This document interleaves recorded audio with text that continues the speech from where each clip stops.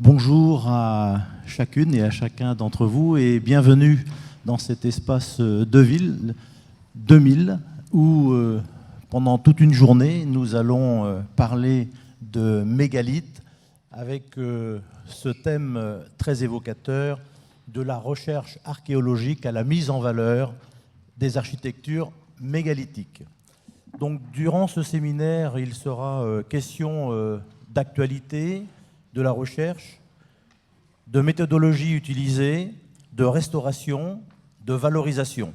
C'est donc une très grande diversité et une grande richesse de thèmes qui vont être abordés avec des interventions de 20 minutes à chaque fois. Une intervention en matinée sera faite en anglais. And if you don't understand English very well, like me, eh bien, vous pouvez demander un casque pour la traduction. Il suffit de lever la main et on va vous les apporter de manière à ce que vous puissiez suivre cette intervention en anglais. Des questions, bien sûr, sont possibles après chacune des interventions. Et puis, si le temps ne nous permet pas de répondre à toutes les questions, il sera toujours possible de continuer à poser ces questions durant les pauses café et le déjeuner. D'ailleurs, dans cette journée, 2 pauses café, l'une ce matin et une autre cet après-midi d'une demi-heure chacune. Et puis le déjeuner sera servi à 12h25, ce sera un buffet qui sera servi juste derrière moi. Et c'est à ce moment-là, et seulement à ce moment-là, que vous pourrez réactiver vos téléphones portables, que vous aurez pris soin là maintenant d'éteindre pour faciliter les interventions des uns et des autres. 2 infos pratiques. Les casques qu'on va vous remettre si vous en avez besoin seront donc à remettre à l'issue de cette matinée. Et les badges qu'on vous a remis, eh bien, vous les remettrez également ce soir avant de partir. Une séquence pub, vous avez vu qu'en arrivant, il y avait une première exposition à l'accueil, donc vous pouvez y passer, vous pouvez aller poser des questions. C'est une exposition qui est proposée par le Centre permanent d'initiative pour l'environnement Val-de-Vilaine, avec le thème « Construire une maison néolithique comme il y a 6500 ans ».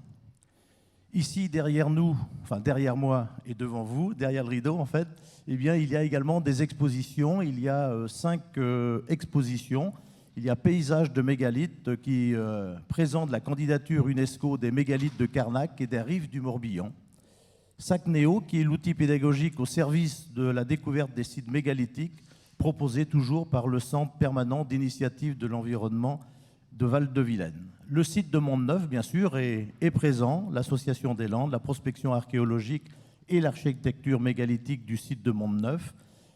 Plus localement, le projet de valorisation des mégalithes des Landes de Lanvaux, et puis également le site de fouilles archéologiques de Couéby à Trédion, avec Philippe Gouézin, qui est là devant vous, sur votre gauche, et qui est en fait aujourd'hui le manager de cette journée, et qui va également vous accompagner pendant toutes ces interventions. Une dernière information pratique, cette journée est retransmise en direct sur la chaîne YouTube de Golfe du Morbihan Van Agglomération. Et donc, c'est aussi quelque chose qui est très, très important et elle sera également traduite en direct en anglais. Voilà pour ces quelques mots de présentation et je vais inviter Yves Blunven, maire de Grandchamp et premier vice-président de Golfe du Morbihan Van Agglomération, en charge de l'attractivité, du tourisme et du commerce, de faire l'accueil de cette journée. On m'a dit qu'il fallait que je reste à un endroit stable pour les captations. C'est ici que je... C'est bon ? Il faut que j'avance ? Voilà. Bonjour à toutes et à tous. Merci d'avoir répondu à cette invitation un peu particulière pour les rencontres du mégalithisme sur notre territoire. Alors, je voudrais d'abord excuser David Robot, le président de Golfe du Morbihan Van Agglomération, qui devait être parmi nous ce matin, mais qui a d'autres obligations. Il me demande de vous saluer.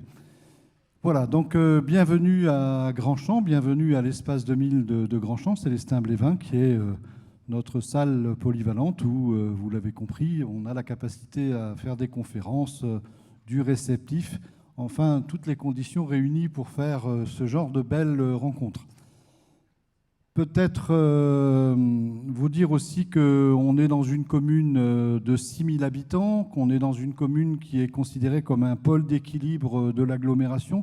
L'agglomération autour de sa ville-centre et de son cœur d'agglomération a défini dans son projet de territoire 3 petites villes de demain, 3 cœurs ou pôles d'équilibre pour venir organiser le territoire. Nous sommes, comme Elvin, les 2 communes du nord de l'agglomération. Et dans le même statut, nous avons également Sarzeau. Et on est sur un territoire avec, vous l'avez compris, des différences assez marquées entre du littoral et du rural. Et on arrive à bien faire cohabiter tout ça parce qu'on a compris depuis longtemps que nos différences, même si elles étaient importantes, elles sont aussi des belles complémentarités pour faire tourner ce beau territoire et cette belle destination qu'est Golfe du Morbihan, Vannes Agglomération. Moi, je voudrais, pour donner un peu de sens à mon propos par rapport à la rencontre d'aujourd'hui, essayer de vous redonner un peu toute l'histoire du pourquoi de notre rencontre aujourd'hui. D'abord, ça a commencé en 2017 au moment de la fusion des 3 communautés de communes. Golfe du Morbihan, Vannes Agglomération, c'est la fusion de Vannes Agglo, de Ruisse Communauté et de Locq Communauté. Vous êtes ici sur le territoire ancien de Locq Communauté, avec 6 communes plutôt rurales, positionnées sur les landes de l'Envaux. Et quand on regarde le territoire à la loupe, on se rend compte qu'on a effectivement des différences assez marquées. Et quand on a fait le diagnostic de territoire, et particulièrement pour élaborer la politique touristique, on a essayé d'identifier quels étaient les points forts, les points faibles et quels étaient les atouts de notre territoire. Et très rapidement, on a mis en évidence qu'en matière touristique, on avait une offre balnéaire historique, puisque c'est, on va dire, le point d'attractivité le plus important en matière touristique de notre territoire. Le golfe du Morbihan, on a la chance d'avoir un joyau sur ce territoire, mais on a aussi ces landes de l'Envaux, ce pays vert, qui est plutôt un territoire en devenir en matière de tourisme et qui recèle au travers de ces différentes communes, on considère qu'il y a à peu près entre 12 et 14 communes dans ce territoire sur les 34 concernées par ce pays vert et ces landes de l'Envaux. Et on considère que ces communes ont énormément de potentiel parce qu'elles ont un patrimoine naturel, un patrimoine historique, un patrimoine archéologique extrêmement riche, mais par contre très peu mis en valeur. Et puis, on a la chance d'avoir la ville de Vannes qui est labellisée déjà ville d'art et d'histoire. Et donc, voilà un peu, en gros, les atouts de ce territoire. Le schéma touristique que l'on a mis en place, voté à l'unanimité en 2017, a décidé de développer ces atouts. Bien sûr, continuer à développer le tourisme littoral, balnéaire, mais surtout réessayer d'équilibrer le tourisme plus sur l'ensemble du territoire. C'est là aussi qu'est sorti le projet de labelliser l'ensemble du territoire sur le label Pays d'art et d'histoire. On est en cours de labellisation. On espère que le dossier va aboutir. Les filles, dans combien de temps vous pensez que 1 an et demi? Bon, donc septembre 2023, retenez cette date. Ça sera le fruit d'un travail de presque 3 ans d'inventaire sur les territoires. Et justement, cet inventaire met en évidence cette richesse autour des mégalithes du territoire. Voilà un peu l'histoire de l'agglomération, mais il y a un deuxième élément de l'histoire qui est important, c'est la rencontre avec des gens comme vous, passionnés de mégalithes. Et je me rappelle encore d'une réunion avec Philippe, avec Henri Conant, je ne sais pas si Henri est là, voilà, en face, et Marcel Gégousse, je crois que c'était à Plodrin, où vous nous avez sollicité pour une rencontre et surtout pour mettre en évidence cette richesse que nous avions entre les mains et cette capacité que nous avions à valoriser. Alors c'est vrai qu'il y avait déjà parti depuis quelque temps le travail de labellisation UNESCO des mégalithes du sud Morbihan, et qu'il y avait peut-être aussi un petit sentiment d'oubli à ce moment-là pour des territoires comme les nôtres qui avions sur notre territoire une richesse mégalithique aussi importante, complémentaire. Et plutôt que de pleurer sur cette situation, grâce à votre travail de motivation et de lobbying, je pense que vous avez aidé les élus comme nous à s'acculturer sur la thématique par tous les arguments que vous avez développés. Et je me rappelle encore de cette réunion parce que je pense qu'elle a été un point de départ de cette prise en main et de cette appropriation du sujet par l'agglomération. Très rapidement est arrivé l'appel à projet de la région. Anne en parlera sans doute. Cet appel à projet de la région qui a été pour nous un booster, qui a été pour nous l'envie de faire quelque chose. Naturellement, on s'est retourné vers nos voisins. Je laisserai Benoît parler de ce travail collaboratif qu'il y a entre nos intercos aujourd'hui, parce que cet inventaire a mis en évidence que les mégalithes n'ont pas de frontières, elles sont entre des frontières administratives et qu'on a intérêt à faire ce travail en commun.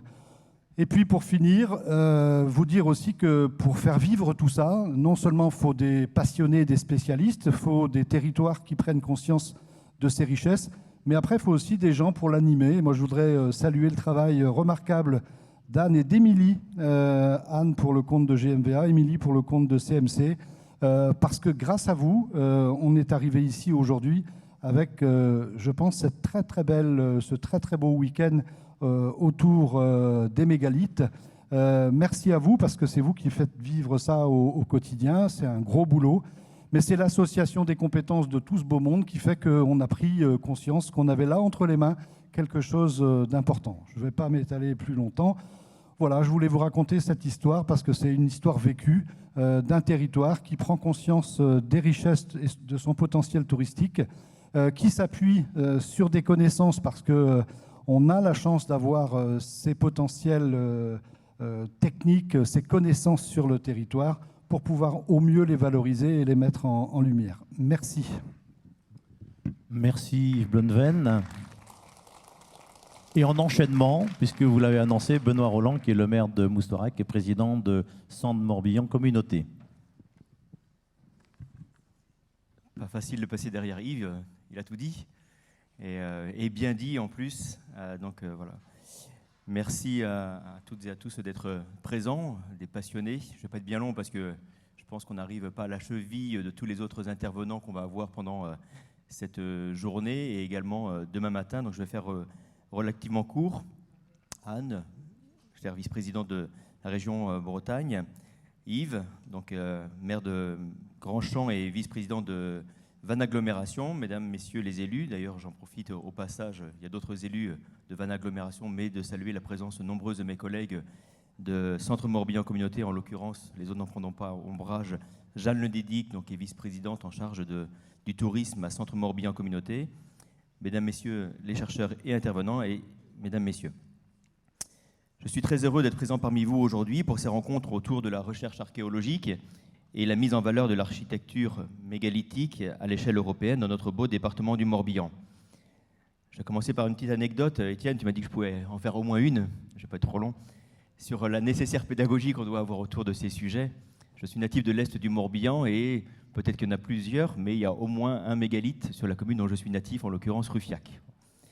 Mais on manquait sans doute un peu de pédagogie sur Ruffiac à l'époque, puisque lorsqu'on était enfant, qu'on posait la question d'où venait ce mégalithe, on nous disait sans doute pour aller vite que c'était un caillou qui était tombé de la poche de Gulliver. Donc on s'y tenait, on y croyait. Je pense que c'était pas très vrai. Ou alors Gulliver avait beaucoup de trous dans les poches, beaucoup de cailloux dans les poches et surtout des trous dans ses poches. C'est pour la petite anecdote, mais c'est pour montrer l'intérêt que ce genre de choses peut susciter, y compris quand on est enfant. Mais il faut surtout bien l'expliquer, mais ça n'a pas enlevé l'intérêt sur le sujet pour ce qui me concerne. Ces rencontres autour des mégalithes sont la concrétisation d'une coopération concertée entre nos deux collectivités, et je m'en félicite. Tu l'as dit, Yves, je pense que nos aînés qui ont érigé ces mégalithes se posaient sans doute moins durement la question des limites administratives que nous, parfois, nous imposons, et étaient sans doute un peu plus pragmatiques que nous. Et donc, c'est bien heureux que nous puissions collaborer sur ces sujets-là, sans être trop étanches dans les politiques que nous conduisons. En effet, en 2019, Centre Morbihan Communauté Vannes Agglomération, Centre Morbihan Communauté et Golf Morbihan Vannes Agglomération ont été lauréats de l'appel à projet régional mégalithe. en partenariat avec Saint-Guillaumard, Beau, La Chapelle-Neuve, Saint-Barthélemy et Camors. L'objectif étant la mise en valeur de 38 sites mégalithiques des Landes de Lanvaux répartis sur 15 communes. Plus concrètement, de cette collaboration résultera l'aménagement des sites par la pose de panneaux d'interprétation et l'organisation d'actions de médiation à destination du grand public, pour n'en citer que 2, les Journées du patrimoine à Moustoirac et les Journées de l'archéologie à Colpot en 2019. Je tiens à remercier tout particulièrement Philippe Gouézin de l'UMR et toute son équipe, on va au sens large, une équipe tenace, c'est le moins qu'on puisse dire, qu'on a été amené à les rencontrer, que ce soit à mon niveau ou au niveau des élus de notre territoire. Je me resitue dans mes notes, voilà. Et en charge donc du conseil scientifique du projet et le CPIE Val-de-Vilaine, à savoir le Centre permanent d'initiative pour l'environnement, qui a assuré la médiation pour le grand public. Être le premier territoire français à adhérer à l'itinéraire européen de la culture mégalithique, porté conjointement par Centre Morbihan Communauté et Golfe Morbihan Van Agglomération, est une grande fierté partagée, et je tiens à cette occasion à saluer les membres de l'association de l'itinéraire européen qui participent à ces rencontres. Enfin, président de Centre Morbihan Communauté, je suis également donc maire de Moustoirac, et pour ceux qui connaissent bien notre territoire, et ils sont nombreux, je pense, dans la salle également, je vous invite à regarder un petit peu le logo de notre belle commune de Moustoirac. Sans doute une des rares communes du Morbihan, et peut-être plus largement, qui, sur son logo, a donc des mégalithes. À la fois un dolmen et un menhir. C'est assez symbolique et j'en suis très heureux du coup pour moi d'être maire donc de Moustoirac et d'être présent à ces journées. Ça montre une identité forte et un attachement à ce patrimoine historique de notre territoire. Pour conclure, je vous souhaite à toutes et à tous des beaux échanges autour de ce week-end dédié au patrimoine mégalithique. Et je vous donne rendez-vous demain matin. C'est noté à la première heure, c'est une heure raisonnable, je crois que c'est vers 9h30 à peu près, départ de Vannes à 9h, et 9h30 donc sur notre territoire, donc à Moustoirac, sur le site de Kermaker, où j'aurai le plaisir de vous recevoir afin d'admirer, ce n'est pas très modeste, mais le menhir le plus haut encore dressé du Morbihan. Les gens ne le savent pas assez, y compris les gens parfois de Moustoirac. Je vous souhaite une très agréable journée. Merci Benoît Roland, Yves Blunven l'a souligné tout à l'heure. Le Conseil régional s'intéresse également au sujet que nous traitons aujourd'hui. Anne Gallo, maire de Saint-Avé et vice-présidente du Conseil régional en charge du tourisme, du nautisme et du patrimoine, va pouvoir justement nous parler de cet appel à projet des mégalithes et bien d'autres choses, bien sûr. Merci. Merci, bonjour à toutes et tous. Je suis vraiment ravie d'être présente ce matin parmi vous pour prendre la parole au nom de la région Bretagne, au nom du président Loïc Chéné-Girard. Et en tant que, comme vous l'avez dit, en tant que vice-présidente de la région en charge du patrimoine et du tourisme, entre autres, je ne peux que me féliciter, bien sûr, de cette belle initiative que sont ces premières rencontres du mégalithisme dans les Landes de Lanvaux, organisées par, je le fais court, GMVA. La région Bretagne, mais aussi le Morbihan, vous le savez, abrite un trésor inestimable, la plus grande concentration de sites mégalithiques au monde. On n'est pas chauvin, mais quelque part, on est dans le vrai. Et la direction tourisme Golfe du Morbihan Van Agglo a définitivement inscrit donc, le mégalithisme justement comme axe fort de son schéma directeur du tourisme. Et c'est une opportunité vraiment extraordinaire pour notre territoire, qui, nous l'espérons, deviendra d'ici quelques mois site UNESCO avec le site mégalithique de Carnac. Et Yves le disait tout à l'heure, qui fera rayonner l'ensemble du territoire breton. J'y reviendrai tout à l'heure et c'est ça qui est important. Donc le projet de parcours de valorisation des Landes de Lanvaux que porte GMVA depuis 2019 avec Centre Morbihan Communauté et les communes de Camors, de Saint-Guillaumard, j'en ai oublié certaines, a été un élément déclencheur fort, je crois, une prise de conscience des potentiels, comme l'a dit Yves, à la fois de la connaissance mais aussi du développement économique du territoire. Et ce projet a été primé par la région dans le cadre de son appel à projet Mégalithes de Bretagne. C'était sur une période 2017-2019, je vais y revenir. Et cela fera l'objet donc de détails que je vais vous donner. C'est d'ailleurs à sa suite, à la suite de ce projet, de ce premier projet que vous avez fait, que vous êtes engagé dans la démarche que nous connaissons aujourd'hui, et ce qu'a dit également Roland dans la dynamique d'intégration de la route culturelle de la culture mégalithique. Donc c'est extrêmement important parce que c'est un rayonnement qui est bien plus large que notre niveau local, mais qui est au niveau international européen. Alors pour vous détailler l'appel à projet, il se trouve que la région Bretagne, et je salue, avant de l'oublier, Pascal Delmotte, qui est présente avec nous, qui est responsable du service, elle est tout en haut, elle restera toute la journée avec nous, et donc vous pourrez également la solliciter. Mais la région Bretagne est très volontariste quant à son patrimoine. Vous le savez, voilà, il y a la partie inventaire obligatoire, la partie valorisation à laquelle nous tenons beaucoup. Et nous avons, c'est vrai, je le dis souvent, un territoire qui est extrêmement riche de son patrimoine mégalithique, bien sûr. Et nous avons notre politique institutionnelle. Et pour être un peu plus réactif, nous avons une politique que nous menons en appel à projet. Ce n'est pas une logique de guichet, mais c'est une logique d'appel à projet. Pourquoi ?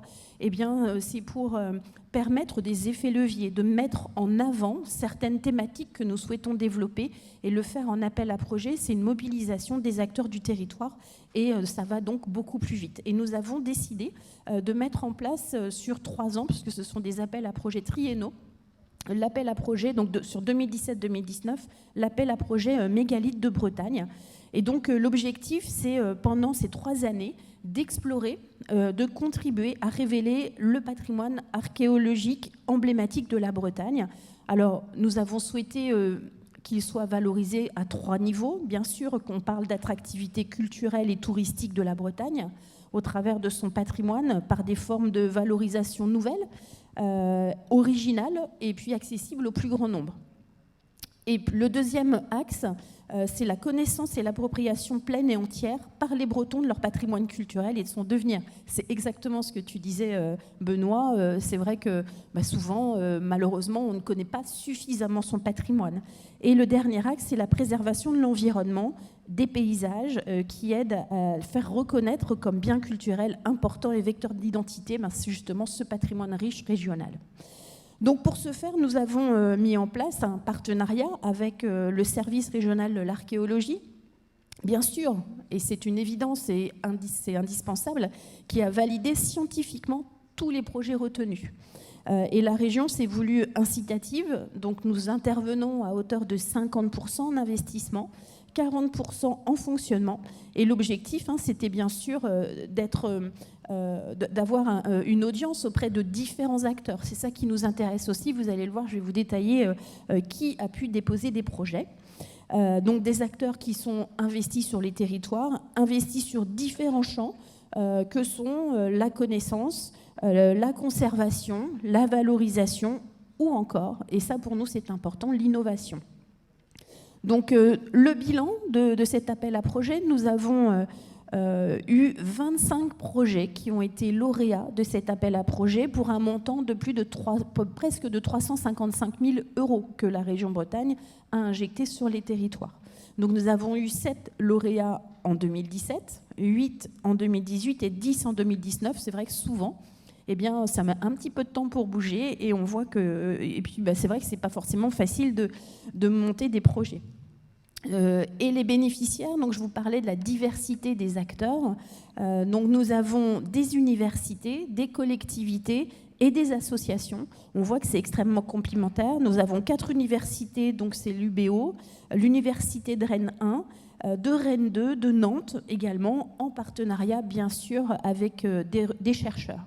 Sur les collectivités, nous avons Golfe du Morbihan bien sûr, centre communauté on en a parlé, mais on a aussi Landéda, Camors, Saint-Guillaumard, on a Pontivy communauté, La Roche-Chauffée, la communauté de communes de Crèze-Braise, qui a aussi un patrimoine assez riche, et puis les associations diverses, Nature et Mégalithes à Saint-Just, on y reviendra tout à l'heure, Concordia à Rennes, Les Landes à Monteneuf, mais également, bien sûr, Paysages de Mégalithes de Carnac, qui est du sud du Morbihan. Il y a le Finistère également, qui est concerné, qui nous a déposé un projet qui a été valorisé.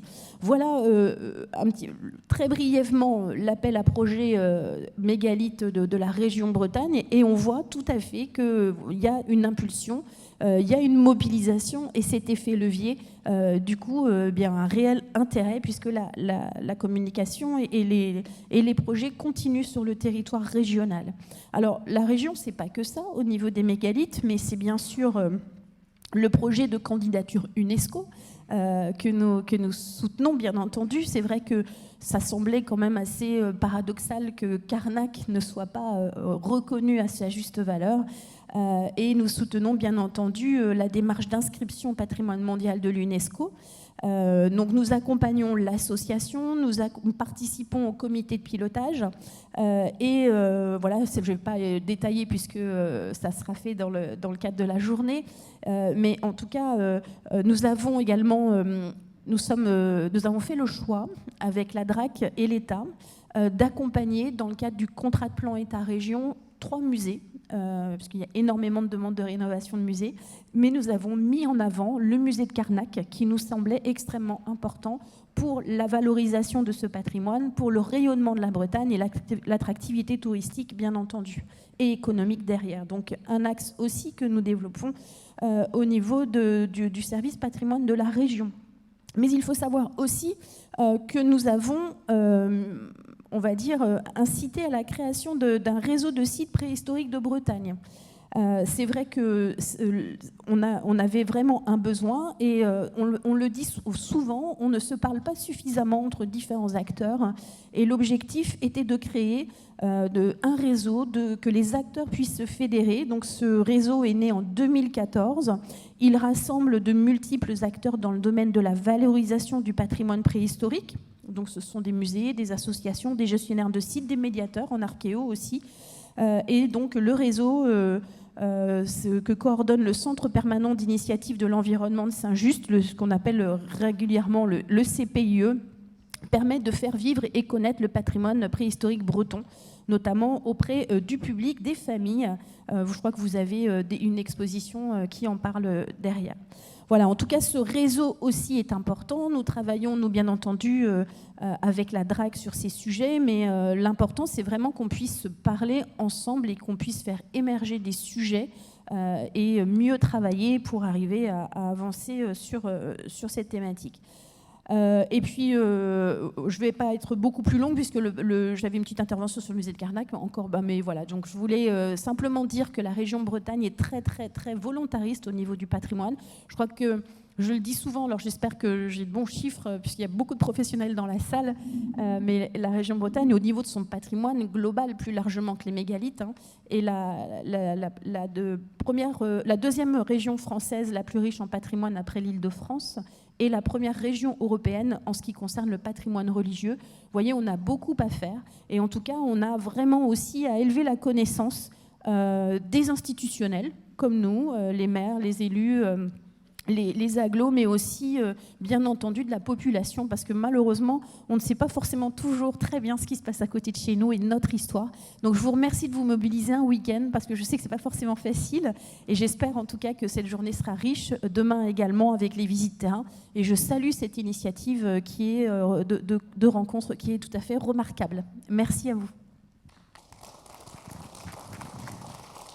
Merci Yann Gallo pour ces informations et également l'engagement annoncé du Conseil régional. Et on va laisser la parole à Philippe Gouezin qui a également une communication à vous faire.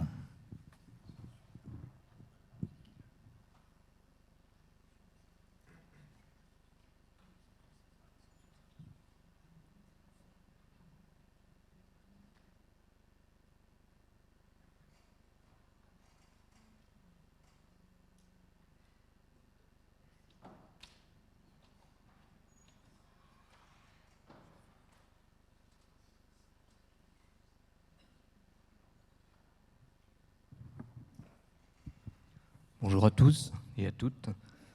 Madame la vice-présidente de la région Bretagne, monsieur le vice-président de Golfe-Morbihan, Van Agglomération, monsieur le maire de Grandchamp, Yves, monsieur le président de la communauté de communes CMC, Centre Morbihan Communauté.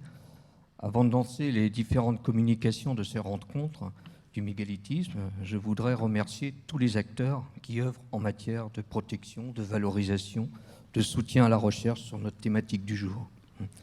Merci Madame la Vice-Présidente pour votre stratégie régionale.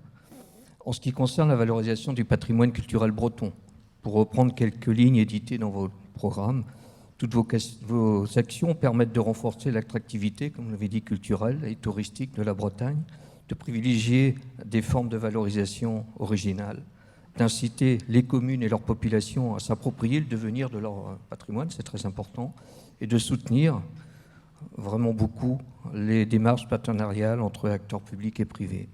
Merci également à vos services tourisme et patrimoine pour l'ensemble des échanges et des conseils, tous les échanges que l'on a au fil de ces mois.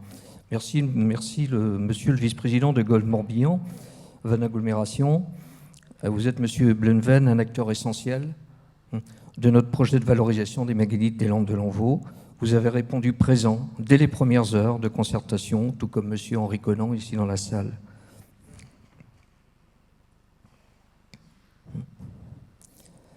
Merci également, monsieur le président de Centre Morbihan Communauté, monsieur Roland, pour votre soutien à cette action de valorisation des 38 sites mégalithiques des Landes de Lanvaux.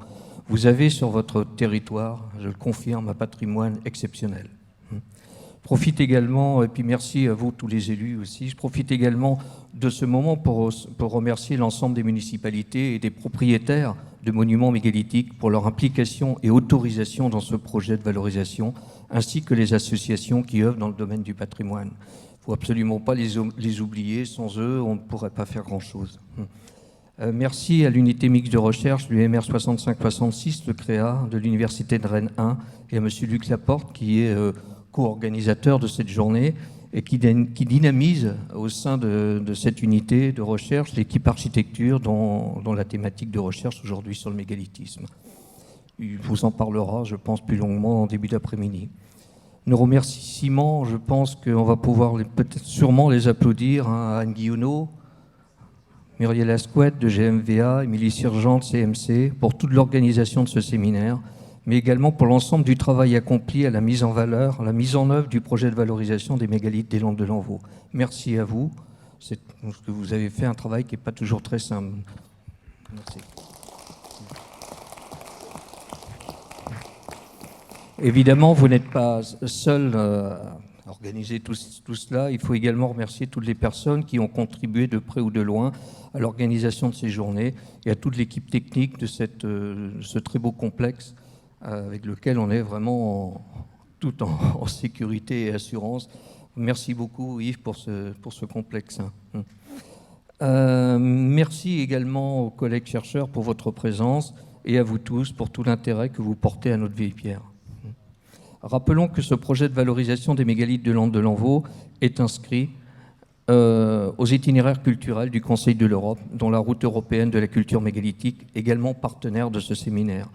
Et nous nous félicitons évidemment de l'avancée du dossier UNESCO, très gros projet porté par l'association Paysages de mégalithes.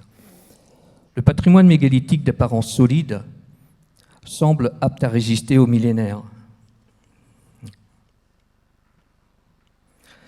Pourtant, ce patrimoine est menacé d'érosion variée, de destruction partielle ou totale, d'inattention, voire de pure bêtise, comme vous pouvez le constater sur cette photo, sur la commune de Trédion, où ce monument a été recouvert de peinture. Évidemment, une plainte a été déposée, c'est tout récent. Comment peut-on en arriver à ce stade-là? Un patrimoine caché est évidemment un patrimoine détruit à plus ou moins longue échéance.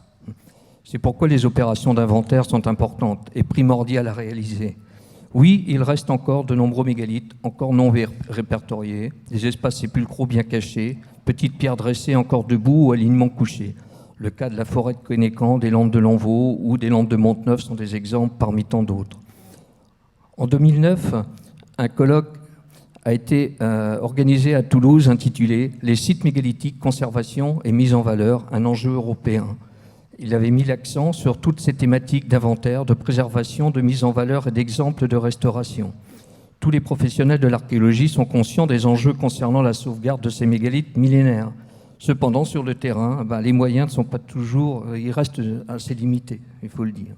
Cet état des lieux sur le patrimoine mégalithique en France métropolitain entrepris lors de ce séminaire avait mis en relief les écueils rencontrés pour l'obtention de données fiables sur ce patrimoine. Il était apparu de ce fait urgent de se mobiliser pour se doter d'outils à même d'assurer la conservation des sites mégalithiques et leur valorisation raisonnée. Parmi les actions de valorisation, l'adhésion de collectivités ou d'associations à la route européenne de la culture mégalithique, créée par l'Institut européen des itinéraires culturels, est un sujet d'actualité qui demande un positionnement rapide des services de l'État sur les principes et modalités d'accompagnement de ces structures. Celui-ci se doit de garantir la préservation et la réalité scientifique des monuments mégalithiques pour une réelle promotion de leur valeur touristique.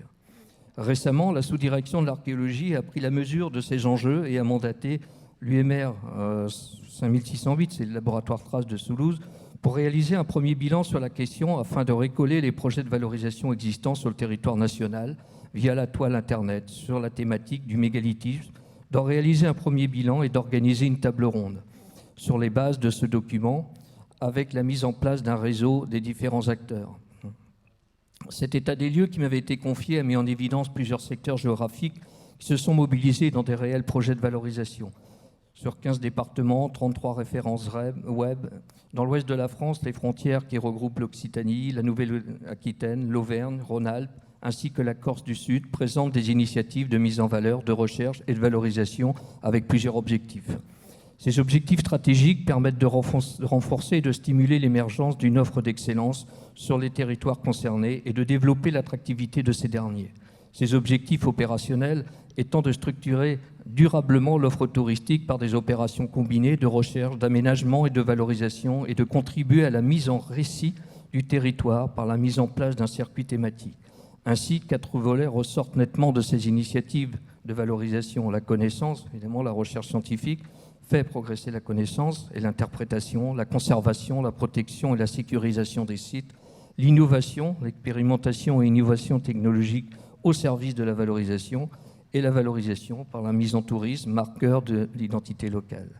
Ces différentes initiatives sont une réelle valeur ajoutée pour les territoires concernés. Cependant, une uniformisation des pratiques semble indispensable. Malheureusement, pour le moment, les services de l'État ne suivent pas cette initiative et c'est bien dommage. Le bilan de ce tour d'horizon des sites web présents sur la toile Internet est riche d'enseignements. L'intérêt grandissant pour le patrimoine mégalithique est indéniable, mais progresse de manière inégale selon les secteurs géographiques et selon le potentiel patrimonial en place. La vocation touristique est nettement le vecteur principal de cette présence sur le net et représente une activité certaine. Il y a un réel fossé entre les projets de valorisation dignes de ce nom et les circuits touristiques proposés. Cette prise de conscience montre tout le parcours qu'il reste à mettre en œuvre pour assurer une bonne préservation de ces sites et une meilleure connaissance. Valoriser ses biens, comprendre c'est mieux. Ainsi, les activités de recherche mériteraient une meilleure visibilité sur le net afin que chaque acteur puisse s'approprier l'avancée scientifique dans le domaine du mégalithisme. Les acteurs en matière de patrimoine sont nombreux et présents sur l'ensemble du territoire national. Ces relais indispensables à un bon maillage territorial sont une source inépuisable pour participer à une meilleure coordination en faveur de la conservation et de la mise en valeur de ce patrimoine. Il reste en effet à poser les bases ainsi qu'un cadre administratif juridique des savoir-faire en matière de valorisation. J'insiste vraiment sur ce sujet. Suite à la lecture de tous ces sites web, plusieurs actions sont à privilégier pour chaque projet de valorisation.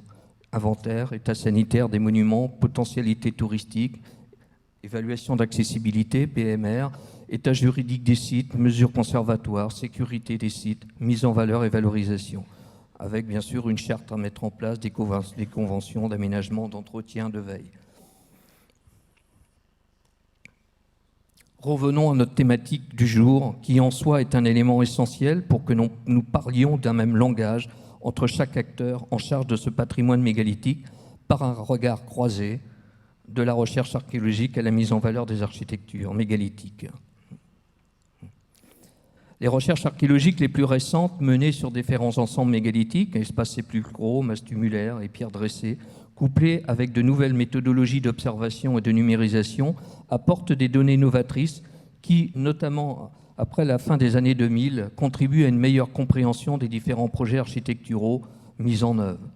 Au-delà de la nature des résultats scientifiques obtenus, leur prise en compte dans la mise en valeur et ou la restauration des structures mégalithiques comme pour une transmission actualisée des connaissances, implique de nombreux partenaires institutionnels, tels les structures de recherche, les services de l'État, les collectivités territoriales, les associations et différents acteurs de la valorisation patrimoniale, qui tous répondent à des missions un peu distinctes. Dans ce cas précis, l'appartenance de nombre de ces intervenants à une même communauté scientifique d'archéologues et la possibilité de parler d'un même langage architectural est susceptible de favoriser les échanges d'expériences à un moment d'étape qui nous semble important dans l'avancée des connaissances, d'où ce séminaire. Pour contribuer à cette dynamique et débattre des enjeux possibles à différentes échelles, nous nous proposons d'éclairer ce questionnement au travers d'exemples concernant aussi bien l'actualité de la recherche sur les mégalithes ou les méthodologies utilisées par les archéologues que différentes modalités développées dans le cadre de projets de mise en valeur de ces mégalithes et jusqu'aux solutions techniques de mise en œuvre pour leur restauration. Du fait de différents projets développés de longue date pour la mise en valeur et l'approfondissement des connaissances sur son riche patrimoine mégalithique, les Landes de Lanvaux, dans le Morbihan intérieur, constituent un cadre privilégié à cette réflexion qui s'inscrit également dans le cadre de l'animation du thème mégalithe au sein de l'équipe architecture de l'UMR de Rennes. Là, vous avez une carte avec l'ensemble des mégalithes dont j'ai pu répertorier la présence sur le territoire. Et vous remarquerez la riche présence de plus de 400 monuments sur le territoire des Landes de Lanvaux. C'est vrai que ça n'a par endroit, ça n'a rien à envier à ce qui se trouve sur le littoral. Peut-être souvent à une échelle peut-être moindre, peut-être plus petite, mais avec des monuments originaux. On en verra quelques-uns au cours de cette conférence. Pour ne citer que la commune de Trédillon, ils en possèdent 115 sur la commune, rien qu'à elle seule. Afin d'élargir le champ de cette réflexion, d'autres interventions concerneront également l'ensemble de la façade atlantique de la France, avec aussi 3 intervenants invités pour l'Europe du Sud, l'Europe du Nord et les îles britanniques. Merci à vous et que le colloque commence.